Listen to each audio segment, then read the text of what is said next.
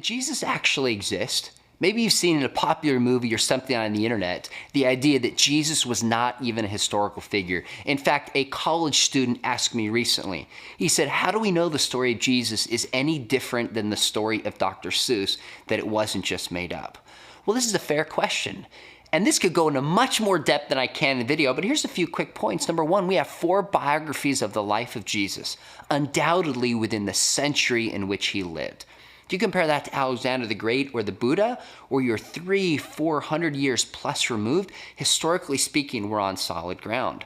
But we also have the writings of Paul. Of all of his letters, 7 of them are undisputed, even by the most critical scholars. And Paul points out some important events surrounding the historical Jesus. And then, of course, we have the rest of the New Testament. But then you go outside of the New Testament, you have writings of the early church fathers, the generation after the apostles, like Clement of Rome, the end of the 1st century. You have writers like Ignatius, Irenaeus into the 2nd century. The consistent testimony, as early as we can get, is that Jesus was a historical figure, written within the time in which there were still eyewitnesses that he lived.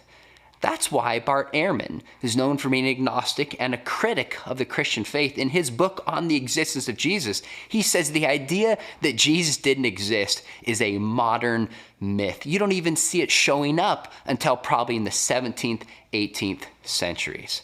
Friends, there is no good reason to doubt the existence of Jesus. We even have Jewish writers, such as Josephus in the end of the 1st century, and then in the early 2nd century, Roman writers like Tacitus.